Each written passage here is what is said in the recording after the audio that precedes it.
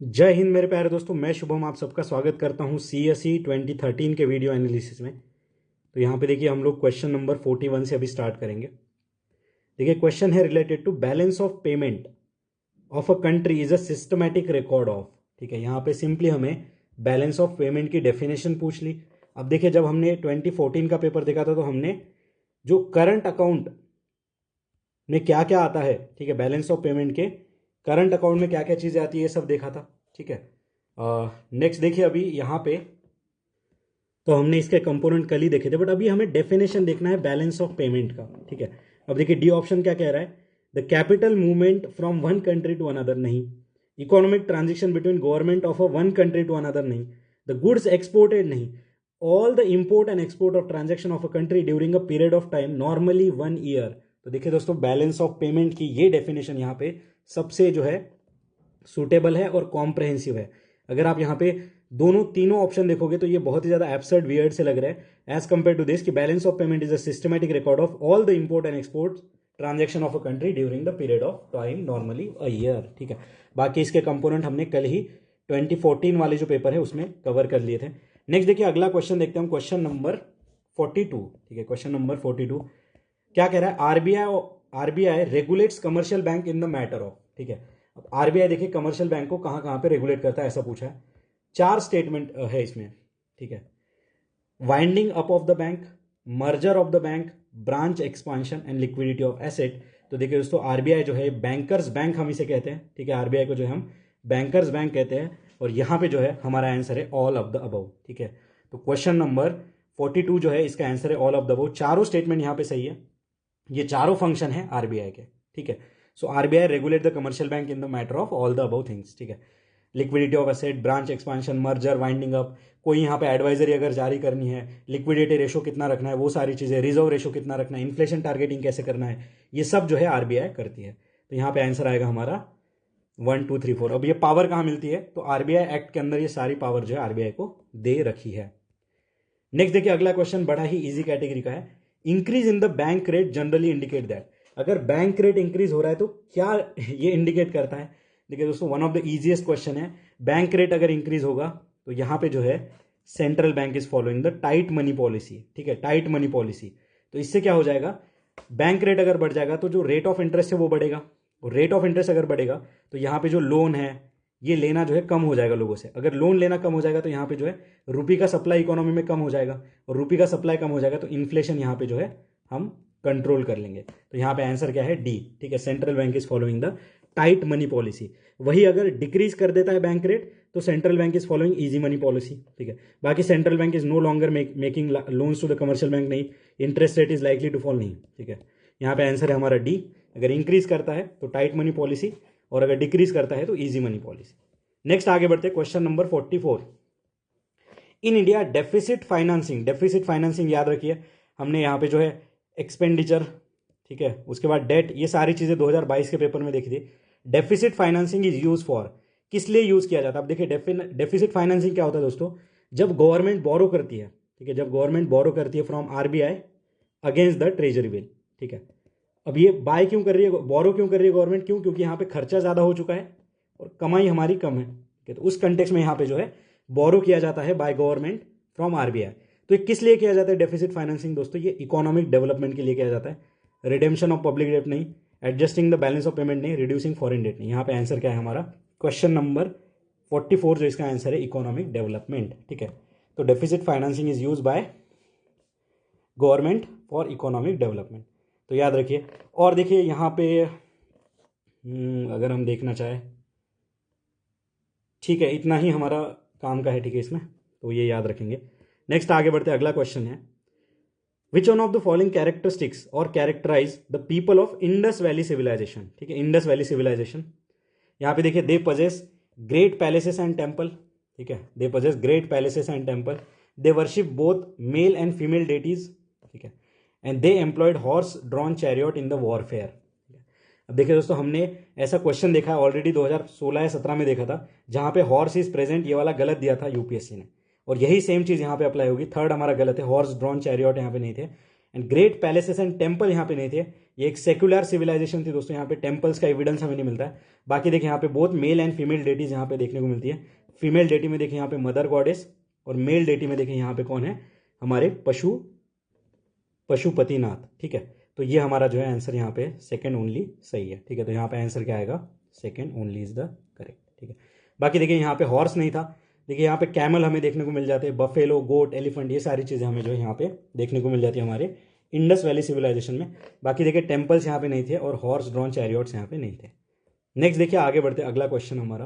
ठीक है, which one of the following disease can be transmitted from one person to another through tattooing. ठीक है, तो tattoo बनाने से कौन से डिसीज यहाँ पे ट्रांसमिट हो रहे हैं। इसका मतलब देखिए टैटू की जो नीडल होती है, ठीक है, कभी कभी ये नीडल जो हमारे ब्लड से कॉन्टैक्ट में आ जाती है, तो इस ब्लड के थ्रू भी यहाँ पे डिसीजेज जो है फैलते हैं। अब यहाँ पे देखिए ऑप्शन है chikungunya, hepatitis B and HIV AIDS. ठीक है, chikungunya, hepatitis B and HIV AIDS. अब हेपेटाइटिस बी हमने ऑलरेडी 2 से 3 बार पढ़ रखा है। ठीक है, इसके ऊपर वैक्सीन भी है, ये एक वायरल डिसीज है। HIV एड्स ये भी एक वायरल डिसीज है जो कि ब्लड के थ्रू फैल सकता है। चिकनगुनिया कैसे फैलता है, चिकनगुनिया फैलता है एडिस इजिप्टी नाम का एक मॉस्किटो उसके काटने पे। अब देखिए टैटूइंग करते हुए यहाँ पे एडिस इजिप्टी क्यों काटेगा यार। ठीक है, तो चिकनगुनिया जो है एक मच्छर की वजह से फैलता है जिसका नाम है एडिस इजिप्टी, ना कि टैटूइंग की वजह से। तो यहाँ पे फर्स्ट गलत हो गया। देखिए कॉमन नॉर्मली अगर हम सोचते ना तो भी हम आंसर तक यहाँ पे पहुंच जाते। ठीक है, 1 हटाते आंसर आ जाता 2 एंड 3। इस तरीके से देखिए इस क्वेश्चन को हम सॉल्व कर सकते थे। बाकी देखिए इतना डिटेल में पता होना कि hepatitis B, HIV AIDS tattooing से फैलता है नहीं फैलता, कौन याद रखता है। ठीक है, यहाँ पे सिंपली देखिए टैटूइंग को याद करना है। यहाँ पे जो उसका इंक होता है, जो नीडल होता है। ठीक है, अब देखिए जो भी वायरल डिसीज है जैसे कि HIV, हेपेटाइटिस बी, यहाँ पे देखिए TB भी फैल सकता है। TB एक बैक्टीरियल डिसीज है और वो नीडल अगर हमारे ब्लड के थ्रू वहाँ पे बैक्टीरियाज लग गए तो वो भी फैल सकता है। ठीक है, तो यहाँ पे आंसर है हमारा 2 एंड 3। बाकी स्किन इन्फेक्शंस भी फैल सकते हैं। तो बहुत सारी चीज़ें हैं। क्यों, क्योंकि जब यहाँ पे नीडल जो है अनस्टरलाइज होती है, एक के बाद एक यहाँ पे कंटिन्यू यूज की जा रही है वही नीडल्स को, तो ये चीज़ें यहाँ पे फैल सकती हैं। नेक्स्ट देखिए आगे बढ़ते हैं, अगला क्वेश्चन है हमारा question number 47। Which one of the following statement is applicable to Jain doctrines. देखिए जैनिज्म से रिलेटेड क्वेश्चन है। 3 स्टेटमेंट है यहाँ पे। ठीक है, 3 स्टेटमेंट है जैन फिलोसॉफी से related. Karma is bane of the soul and must be ended. ठीक है, karma is the bane of soul and must be ended.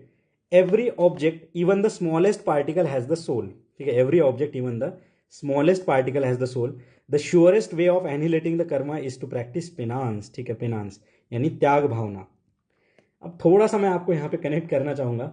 2023 का क्वेश्चन याद करिए जहाँ पे जैनिज्म की फिलोसॉफी दे रखी थी और ये स्टेटमेंट वहाँ पे लिखा हुआ था, एवरी ऑब्जेक्ट। ठीक है, ये हमारा 2013 का पेपर है और वहाँ पे लिखा हुआ था, कौन सा पेपर था वो, 2013 वाला। ठीक है, कि every object even the smallest one, ठीक है, even the smallest one has the soul. ठीक है, तो यहाँ पे ये तीनों के तीनों स्टेटमेंट देखिए दोस्तों। Question number 47, all of this statement belong to Jaina doctrine. बिल्कुल याद रखेंगे, ये जो भी कंसेप्ट है, जो भी फिलोसॉफी की चीज़ें यहाँ पे सब हमें याद रखना है। तो यहाँ पे आंसर आएगा दोस्तों हमारा डी। ठीक है, बाकी देखिए दोस्तों यहाँ पे जो 5 डॉक्ट्राइन्स ऑफ जैनिज्म याद रख लीजिए, अहिंसा, सत्य, अस्तेय यानी कि कोई चोरी ना करना, अपरिग्रह, do not acquire property and ब्रह्मचर्य। अहिंसा, सत्य, अस्तेय, अपरिग्रह एंड ब्रह्मचर्य। ठीक है, ये जो है डॉक्ट्राइन है जैनिज्म के। बाकी देखिए 3 जेवल्स, जिसे त्रिरत्ना भी कहते हैं हम लोग, त्रिरत्ना। ये दोस्तों KFC यानी क्या है, right knowledge, right faith and right conduct. ठीक है, राइट कंडक्ट या फिर राइट एक्शन भी इसे हम कह सकते हैं। तो देखिए 47 का आंसर है हमारा D, all of the 3 is correct. अगला क्वेश्चन हम देखते हैं, which one of the following term describe not only the physical space occupied by an organism but also functional role of the organism in the community. ठीक है, functional role की बात कह रहा है, डायरेक्टली हमारे इकोलॉजी का एक बेसिक क्वेश्चन है। ये है दोस्तों यहाँ पे आंसर, क्वेश्चन नंबर 48 का बी। इकोलॉजिकल नीश या फिर नीचे जो भी है, नीचे जो भी है, ये जो है दिखाता है फंक्शनल पोजीशन या functional role of organism in the community. बाकी देखिए इकोटोन क्या होता है दोस्तों, ये जोन ऑफ ट्रांजिशन होता है। ठीक है, जोन ऑफ ट्रांजिशन होता है बिटवीन 2 इकोसिस्टम। यानी कि अगर देखिए यहाँ पे ग्रासलैंड वाला इकोसिस्टम है और यहाँ पे देखिए मैंग्रोव वाला इकोसिस्टम है, तो इनके बीच में जो एक कॉमन वाला एरिया है ना, ये होता है इकोटोन और ये हाईली प्रोडक्टिव होता है। ठीक है, ये हाईली प्रोडक्टिव होता है। बाकी हैबिटेट यानी ये इसका सराउंडिंग होता है। होम रेंज यानी कि क्या दोस्तों, ये मूवमेंट होता है with in which the organism travels. ठीक है, तो ये होम रेंज होता है। ठीक है, तो बाकी 48 का आंसर है हमारा बी। नेक्स्ट देखिए आगे बढ़ते हम लोग, क्वेश्चन नंबर 49। ठीक है, photochemical smog is the result of. देखिए डायरेक्टली एयर पोल्यूशन से रिलेटेड हमारा क्वेश्चन है, photochemical smog is the result of reaction between. तो देखिए दोस्तों यहाँ पे प्रेजेंस ऑफ सनलाइट होना बहुत जरूरी है फोटोकेमिकल स्मॉग में, ठीक है। यहाँ पे NO2 का होना बहुत जरूरी है, यहाँ पे O3 यानी ओजोन एंड परऑक्सी एसिटिल नाइट्रेट का होना बहुत जरूरी है। अब फोटोकेमिकल स्मॉग देखिए दोस्तों 2022 के मेंस में GS3 वाले क्वेश्चन में आ रखा है कि व्हाट इज फोटोकेमिकल स्मॉग, इस तरीके से क्वेश्चन आ रखा है। ये जो फोटोकेमिकल स्मॉग है इसे क्लासिकल स्मॉग भी कहते हैं, ठीक है। तो नहीं दोस्तों यहाँ पे देखिए फोटोकेमिकल स्मॉग को क्लासिकल स्मॉग नहीं कहते, ठीक है। ये दूसरा टाइप ऑफ स्मॉग है, ठीक है। एक है फोटोकेमिकल जिसमें ये सारी चीजें लगती है, और दूसरा है हमारा क्लासिकल। ये जो स्मॉग है ये बनता है दोस्तों due to high concentration of SO2 and particulate matter, ठीक है। पार्टिकुलेट मैटर एंड SO2 की वजह से यहाँ पे क्लासिकल स्मॉग बनता है। ये जो क्लासिकल स्मॉग होता है ये रिड्यूसिंग इन नेचर होता है, और जो हमारा ये देखिए दोस्तों क्लासिकल जो रिड्यूसिंग नेचर में है, और जो हमारा फोटोकेमिकल है ये ऑक्सीडाइजिंग नेचर में है, ठीक है। उसके बाद देखिए ये जो क्लासिकल स्मॉग होता है ये कूल क्लाइमेट में बनता है, कूल क्लाइमेट, और ये जो हमारा फोटोकेमिकल है ये वार्म एंड ड्राई क्लाइमेट में बनता है, जहां पे सनी क्लाइमेट में बनता है, और ये कूल एंड ह्यूमिड। तो ये डिफरेंस आप यहां पे जरूर लिख लीजिएगा, ठीक है, जो मैंने आपको बताया classical smog and photochemical smog वाला क्वेश्चन बन सकता है, ठीक है, इनके कंपैरिजन से रिलेटेड, क्योंकि ये पर्टिकुलर क्वेश्चन एक बार मेंस में भी आ चुका है। तो क्वेश्चन नंबर 49 हमारा आंसर है यहाँ पे ए। नेक्स्ट देखिए आगे बढ़ते हैं। नेक्स्ट देखिए दोस्तों यहाँ पे which of the mineral given below is required by human body for contraction of muscle. अब यहाँ पे बिल्कुल नहीं बताया कि कौन सी मसल है, हमारे फेशियल मसल है, एब्डोमिनल मसल है, ठीक है, इंटरनल मसल है, एक्सटर्नल मसल है, कौन से मसल, कुछ नहीं बोला, ठीक है। कहते हैं कैल्शियम, आयरन, सोडियम। तो यहाँ पे देखिए दोस्तों ज्यादा सोचे मत इसमें, ये सारे ही मिनरल बहुत ज्यादा इंपॉर्टेंट है हमारे muscle contraction and muscle movements के लिए, ठीक है। सोडियम जो है वो फ्लूइड बैलेंस में हमें हेल्प करता है, आयरन जो है वो हीमोग्लोबिन, ठीक है, इससे रिलेटेड काम करता है, कैल्शियम हमारे बोन्स से रिलेटेड है। तो ये सारे ही कहीं ना कहीं हमारे मसल्स के कॉन्ट्रैक्शन से रिलेटेड है। तो यहाँ पे सीधा आंसर है हमारा 1 2 3। यहाँ पे कोई हमें ज्यादा बायोलॉजी और उसका नॉलेज होने की जरूरत नहीं है, simply all of the above लगाइए और यहाँ पे आंसर आ जाएगा, ठीक है। और यहाँ पे देखिए जो आयरन है दोस्तों इसमें मायोग्लोबिन होता है, जो कि हमारे ऑक्सीजन स्टोरेज में हमें हेल्प करता है, जो कि मसल से रिलेटेड काम करता है, ठीक है। आगे देखते हैं नेक्स्ट अगला क्वेश्चन है हमारा इंडियन पॉलिटी से रिलेटेड, ठीक है, बढ़िया क्वेश्चन है। पार्लियामेंट्री कमेटी, ठीक है, पार्लियामेंट्री कमेटी में भी पब्लिक अकाउंट कमेटी से रिलेटेड क्वेश्चन है, और ये क्वेश्चन ऑलरेडी हमने कर चुके हैं। कहता है it consist of not more than 25 members. मैंने आपको बताया था इसमें कितने मेंबर है, 22, 15 लोकसभा से, 7 राज्यसभा से। तो ये तो गलत हो गया, तो यहाँ पे 2 ऑप्शन वैसे उड़ गए, 2 3 एंड 3 ओनली। थर्ड देखिए it examine the reports of the CAG and it's scrutinise the appropriation and finance account of the government. देखिए ये तीनों इसके जो दोनों जो है इसके फंक्शंस यहाँ पे दिए गए हैं, जो कि एकदम करेक्ट है, ठीक है। तो देखिए दोस्तों पब्लिक अकाउंट कमेटी, इसमें जो है जो इसका चेयरमैन होता है वो लीडर ऑफ अपोजिशन वाले होते हैं, एक कन्वेंशन से बना हुआ है, कॉन्स्टिट्यूशन में ऐसा कुछ लिखा नहीं है। तो ये सारी चीजें मैंने ऑलरेडी हमने जो है PYQs में कवर करी। अब कौन सा क्वेश्चन था वो, जहां पे हमने देखा था कि लार्जेस्ट कमेटी कौन सी है हमारी पार्लियामेंट कमेटी, तो उसका आंसर था एस्टीमेट कमेटी, बट उसके ऑप्शन में ये कमिटीज मेंशन थी, तो हमने इसे जो है बहुत डिटेल में वहां पे कवर किया था, ठीक है, पब्लिक अकाउंट कमेटी। और ये जो CAG होता है दोस्तों ये इसका फ्रेंड फिलोसोफर एंड गाइड होता है, ठीक है, friend philosopher and guide. Next देखिए यहाँ पे हमारा आंसर क्या आ गया, 2 and 3। नेक्स्ट अगला क्वेश्चन है हमारा consider the following bhakti saints Dadu Dayal, Guru Nanak and Tyagaraja, who among the following was preaching when the Lodi dynasty fell and Babur took over. अब बाबर टुक ओवर कब हुआ था, देखिए हमने पहले ही क्वेश्चन देखा था बाबर के ऊपर, तिमूरिद डिनेस्टी उन्होंने स्टैब्लिश करी थी, और वो ईयर क्या था 1526, ठीक है, बैटल ऑफ पानीपत वाला, याद करिए फर्स्ट बैटल ऑफ पानीपत। दादू दयाल हमने ऑलरेडी देखा है, इनका अनुभव वाणी नाम की बुक है, ठीक है, दादू दयाल। क्या क्वेश्चन था वो कि बीजक वाज रिटन बाय दादू दयाल, जो कि गलत था, क्योंकि बीजक तो गुरु नानक देव जी ने लिखा था, ठीक है, सॉरी गुरु नानक देव जी ने नहीं, संत कबीर ने लिखा था, यहाँ पे संत कबीर ने लिखा था, ठीक है। नेक्स्ट देखिए अभी यहाँ पे त्यागराज दीक्षित यार और श्याम शास्त्री, ये मैंने आपको बताया था ये कार्नेटिक म्यूजिक के ट्रिनिटीज थे। त्यागराज हमारे 2018 के PYQ में मेंशन था, याद करिए अन्नमाचार्य त्यागराज, ठीक है। तो ये 2 ऑप्शन हमारे यहाँ पे जो रिपीटेड है, गुरु नानक देव जी भी यहाँ पे जो है, इसके बारे में भी हम देखेंगे, ठीक है। अब ये क्या कह रहा है, अभी ईयर देखिए दोस्तों, जो दादू दयाल है, ठीक है, जो दादू दयाल है इनका देखिए 1550 के आसपास इनका बर्थ हुआ था, ठीक है। गुरु नानक देव जी देखिए ये 1470 के आसपास थे। तो देखिए हमने बाबर टुक ओवर कब हुआ था 1526 में, और ये 1550 का इनका डेट ऑफ बर्थ है, ठीक है, जो भी ईयर है यहाँ पे। तो ये तो गलत हो गया दादू दयाल, ये तो बाद में यहाँ पे इनका जन्म हुआ है, ठीक है। त्यागराजा देखिए इनका जो जन्म है 1770 के आसपास हुआ है, ये हमने देखा है, ठीक है, तो ये भी गलत हो गया क्योंकि ये 1526 के आसपास है। गुरु नानक देव जी का जन्म यहाँ पे 1470 में हुआ है और हमें 1526 के आसपास जो थे ये पूरे इंडिया में जो अपने प्रिंसिपल्स थे ये यहाँ पे प्रोपोगेट कर रहे थे गुरु नानक देव जी। ठीक है, तो यहाँ पे ये स्टेटमेंट हमारा सही है। ठीक है, Guru Nanak Dev ji was the contemporary of Babur, और इनफैक्ट ये एक बार मिले भी थे बाबर से। ठीक है, तो यहाँ पे आंसर है हमारा 2 ओनली, यहाँ पे आंसर है हमारा 2 ओनली। नेक्स्ट देखिए आगे बढ़ते हैं, with reference to food chains. ठीक है, with reference to food chain, और यहाँ पे देखिए दोस्तों और एक पर्सनैलिटी है जिनके बारे में हमें पता होना चाहिए, कृष्ण देव राया। ठीक है, बाबर एंड गुरु नानक देव जी ये अपने टाइम के कंटेम्प्रेरी है। ठीक है, कृष्ण देव राया की जो डिनेस्टी थी वो 1509 से 1529 के आसपास थी। ठीक है, बाबर और कृष्ण देव राय कंटेम्प्रेरी है और गुरु नानक देव जी यहाँ पे कंटेम्प्रेरी है। तीनों को याद रखिएगा, पता चले ऐसा कोई क्वेश्चन बन जाए तो हम नहीं फंसेंगे यहाँ पे। अगला देखिए, with reference to food chain in the ecosystem which one of the following kind of organism is known as decomposer organism. ठीक है, डीकंपोजर किसे कहा जाता है? ठीक है, 2021 के सीएसई में हमें ऐसा ही क्वेश्चन देखने को मिले थे। देखिए, वायरस, फंजा एंड बैक्टीरिया। यहाँ पे देखिए दोस्तों, virus is not a decomposer. ठीक है, सो क्वेश्चन नंबर 53 जो है इसका हमारा आंसर है बी। ठीक है, 2 and 3 इज करेक्ट। ठीक है, virus is not a decomposer. इन्हें देखिए लिविंग होस्ट चाहिए फॉर सर्वाइवल, मैंने ऑलरेडी आपको बताया था। बाकी फंजा बैक्टीरिया ये डीकंपोजर का यहाँ पे काम करते हैं। ठीक है, यहाँ पे काम करते हैं डीकंपोजर का। सो 2 and 3 is the correct answer here. ठीक है, तो इस क्वेश्चन का हमारा आंसर आ चुका है। नेक्स्ट देखिए आगे बढ़ते हैं। अगला क्वेश्चन है हमारा, most important fishing ground in the world are found in the region where. देखिए ये ऐसा क्वेश्चन है जहां पे एग्जामिनर ने ऑप्शन में जो है हमें ट्रैप सेट करके दिया है। ठीक है, अब देखिए एक क्वेश्चन हमने देखा था 2019 में पार्टिसिपेटरी नोट्स वाला, और मैंने आपको बताया था कि पार्टिसिपेटरी नोट और उसके ऊपर का ऑप्शन था प्रॉमिसरी नोट। तो देखिए पी नोट, पी नोट, तो यहाँ पे हम सी और डी में कंफ्यूज होकर कभी कभी सी भी मार्क कर देते, तो हमारा गलती हो जाती है। वही चीज यहाँ पे हुई है। हम जल्दी से पढ़ेंगे कि मोस्ट इंपॉर्टेंट फिशिंग ग्राउंड कहाँ है, तो जहां पे वार्म एंड कोल्ड करंट मिलते हैं। बट यहाँ पे देखिए एग्जामिनर ने ट्रैप किया, यहाँ पे एटमॉस्फेरिक करंट है दोस्तों, यहाँ पे होना चाहिए ओशियानिक करंट, यहाँ पे होना चाहिए ओशियानिक करंट। तो यहाँ पे आंसर आएगा हमारा सी। अगर हम फर्स्ट ही पढ़ के यहाँ पे आंसर लगा देते तो ये गलत हो जाता हमारा।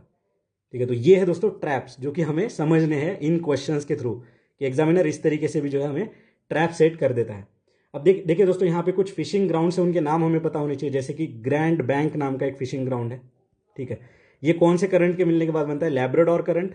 ठीक है, लैब्राडोर करंट, और यहाँ पे नॉर्थ अटलांटिक करंट। ठीक है, कोल्ड लैब्राडोर करंट या नॉर्थ अटलांटिक करंट जो कि वार्म है, उसके बनने के बाद यहाँ पे ग्रैंड बैंक बनता है। कहाँ पे? न्यू फाउंडलैंड नाम की जगह है वहां पे। ठीक है, नेक्स्ट देखिए यहाँ पे एक ओयोशियो एंड कुरोशियो नाम का करंट है, ये जापान के पास देखिए यहाँ पे एक फिशिंग ग्राउंड बनाता है अच्छा खासा। ठीक है, तो ये 2 एग्जाम्पल जो है हमें याद रखने जहां पे इंपॉर्टेंट फिशिंग ग्राउंड बनते हैं। अगला क्वेश्चन हम देखते हैं, question number 55, which of the following is the unique characteristics of the equatorial forest. Equatorial forest के यूनिक कैरेक्टरिस्टिक्स सारा रिपीटेड है। कहां से? सीएसई 2021 का पेपर मैंने आपको बताया था। ठीक है, वहां पे देखिए इक्वेटोरियल फॉरेस्ट के कैरेक्टरिस्टिक्स थे, और मैंने आपको बताया देखिए epiphytes, presence of numerous epiphytes. ठीक है, को existence of large number of species, presence of tall closely set trees with crown forming continuous canopy. तो ये किसका मेंशन है दोस्तों? ये है हमारे हाई डाइवर्सिटी बायोडाइवर्सिटी वाला मेंशन है। ये इक्वेटोरियल फॉरेस्ट के तीनों यहाँ पे जो है डिस्क्रिप्शन है। ठीक है, तो यहाँ पे आंसर है हमारा D, 1 to 3 is correct. Equatorial forest में तीनों चीजें जो है हमारी आती है इक्वेटोरियल फॉरेस्ट में। नेक्स्ट देखिए आगे बढ़ते हैं हम लोग। अगला क्वेश्चन है हमारा क्वेश्चन नंबर 56। ठीक है, which one of the following constitute capital account. देखिए कैपिटल अकाउंट की बात आ गई यहाँ पे। कैपिटल अकाउंट, करंट अकाउंट, ये ऑलरेडी हमने देखा था कब? 2014 वाले पेपर में मैंने आपको मृणाल सर का वो इन्फोग्राफिक्स भी दिखाया था। अगर आपने तभी सारी चीजें अच्छे से कर ली है ना, तो यहाँ पे देखिए उस टाइम पे क्वेश्चन था करंट अकाउंट वाला, यहाँ पे आया है कैपिटल अकाउंट वाला। अब देखिए रेमिटेंस, गिफ्ट एंड डोनेशन, ये हमने पढ़ा था कहाँ पे? करंट अकाउंट में, तो ये हटा दीजिए। जैसे ही थर्ड गया आंसर आ गया हमारा 1, 2 का 4। तो देखिए कैपिटल अकाउंट में क्या आता है? Foreign loans, FDI and portfolio investment. अब देखिए ये 2013 का पेपर है, अगर आपने ये कैपिटल अकाउंट पढ़ लिया है तो 2014 में उन्होंने करंट अकाउंट पूछ लिया, तो आप समझ पा रहे हो। अब करंट अकाउंट में क्या आता है? Export, import, service, transfer, income, ये सारी चीजें आती हैं हमारे करंट अकाउंट में। ठीक है, तो देखिए दोस्तों यहाँ पे आंसर क्या है हमारा? 1, 2 का 4 इज करेक्ट। ठीक है, तो जो हमारा कैपिटल अकाउंट है, ठीक है, जो बैलेंस ऑफ पेमेंट का, उसमें ये तीनों चीजें आती है। ठीक है, ये तीनों चीजें आती है। 1, 2 का 4 रेमिटेंस यहाँ पे हट जाएगा। तो देखिए कैसे क्वेश्चंस यहाँ पे इतने ज्यादा रिपीटेशन है, मतलब एक बारी आपने बैलेंस ऑफ पेमेंट की डेफिनेशन पूछ ली, एक बारी कैपिटल अकाउंट पूछ लिया, एक बारी करंट अकाउंट पूछ लिया, अब बचा ही क्या इसमें? इसी से रिपीट होगा कुछ ना कुछ। तो यहाँ पे आंसर आ गया दोस्तों हमारा 1, 2 का 4। ठीक है, नेक्स्ट देखिए अगला क्वेश्चन है, दोबारा से रिपीटेशन। आप देख रहे हो रिपीटेशन, सिर्फ 10 साल के क्वेश्चन हमने करे, रिपीटेशन देख लीजिए। विच one of the following is known for mural paintings? Ajanta caves, Lepakshi temple, Sanchi stupa. तो देखिए दोस्तों यहाँ पे सांची स्तूपा में जो है यहाँ पे हमें स्कल्पचर्स देखने को मिलते हैं। ठीक है, ये जो सांची स्तूपा है अशोका ने बनाया था, और यहाँ पे हमें मुराल पेंटिंग्स नहीं देखने को मिलती है। मुराल पेंटिंग क्या होती है? जो वॉल पेंटिंग होती है। ठीक है, लेपाक्षी टेम्पल देखिए दोस्तों, ये विजयनगर किंग्स ने बनाया था। ठीक है, लेपाक्षी टेम्पल। अजंता देखिए, एलोरा, अर्नामलाई केव्स, बाग केव्स, सित्तनवसल केव्स, देखिए सित्तनवसल केव्स, इन सब में हमें जो है मुराल पेंटिंग्स देखने को मिलती है। और देखिए जो सित्तनवसल केव है, ठीक है, अब ये तो हम पूरे वीडियोस नए रिकॉर्ड कर रहे हैं आपके लिए, बट सित्तनवसल केव्स के बारे में लास्ट ईयर वाले प्रोग्राम में मैंने ऑलरेडी पढ़ा रखा है। ठीक है, कि सित्तनवसल केव ये तमिलनाडु में है, जैन केव्स है, यहाँ पे भी मुराल पेंटिंग्स देखने को मिलती है हमें।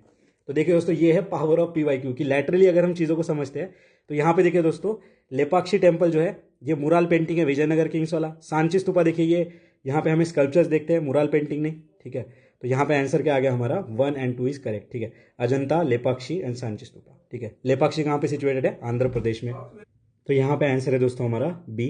ठीक है, अब देखिए सांची स्तूपा CSE 2023 में आ रखा है हमारे। ठीक है, तो यहाँ पे आंसर आ गया 1 and 2। नेक्स्ट आगे बढ़ते हैं, अगला क्वेश्चन है, with reference to the philosophical thoughts in India consider the following statement regarding Sankhya school. देखिए संख्या स्कूल अभी यहाँ पे आ चुका है। ठीक है, संख्या स्कूल के फाउंडर कौन थे? तो महर्षि कपिला। ये मैंने आपको कहाँ बताया था? जब हमने 2014 वाला क्वेश्चन किया था, जहाँ पे 6 सिस्टम ऑफ फिलोसॉफिकल सिस्टम हमने देखा था, और उसमें से लोकायत और एक दूसरा था कपालिका, ये सिस्टम नहीं थे हमारे फिलोसॉफिकल सिस्टम। तब मैंने संख्या स्कूल, मीमांसा स्कूल, उसके बाद देखिए यहाँ पे जो योग स्कूल है, इन सब के बारे में बताया था। ठीक है, अब देखिए 2013 में संख्या स्कूल पूछा, 2014 में फिलोसॉफिकल सिस्टम पूछ लिया। अब इनके फिलोसॉफिकल थॉट्स हम देखते हैं कि संख्या होल्ड्स, ठीक है, 58 नंबर का क्वेश्चन है, Sankhya holds that it is the self knowledge that leads to liberation and not any external influence or agent. ठीक है, Sankhya school does not accept the theory of rebirth and transmigration of soul. ठीक है, तो देखिए दोस्तों थोड़ा tough question में कहूंगा यहाँ पे, बट देखिए ये not accept the theory of rebirth ये गलत है, वो एक्सेप्ट करते थे। ठीक है, वो एक्सेप्ट करते थे थ्योरी ऑफ रीबर्थ को। बाकी देखिए Sankhya hold it is self knowledge that leads to liberation, ये करेक्ट है। और क्वेश्चन नंबर 58 का हमारा आंसर है बी। ठीक है, 2 ओनली इज द करेक्ट। तो याद रखिए टफ क्वेश्चन है, बट अभी हमने देख लिया नॉट एक्सेप्ट, मतलब जो रेस्ट्रिक्टिव बात कर देगा कि इस फिलोसफी में ये तो एक्सेप्ट था ही नहीं, इस तरीके से कुछ, तो थोड़ा यहाँ पे हमें सजग हो जाना है। यहाँ पे आंसर है हमारा 2 ओनली, संख्या स्कूल। ठीक है, ये हमने टोटल में देख लिया। यहाँ पे देखिए कपिला जो थे महर्षि, इसके फाउंडर थे। नेक्स्ट देखिए आगे बढ़ते हैं, in the context of India which one of the following principle is implied institutional in the parliamentary form of government. देखिए 6 से 7 बार आ चुका है पार्लियामेंट्री फॉर्म ऑफ गवर्नमेंट। कहता है cabinet is headed by head of state. अब देखिए cabinet is headed by head of state, head of state यानी president of India, और हेड ऑफ गवर्नमेंट यानी प्राइम मिनिस्टर ऑफ इंडिया।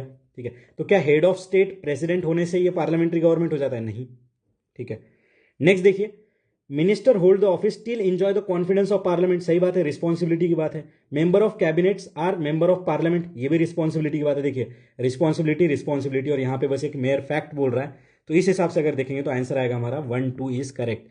ठीक है, तो जो पार्लियामेंट्री डेमोक्रेसी के लिए कौन से प्रिंसिपल है दोस्तों? यहाँ पे आंसर है हमारा 1 and 2, member of the cabinet are member of parliament and member hold the office till they enjoy the confidence of parliament. ठीक है, एंड हेड ऑफ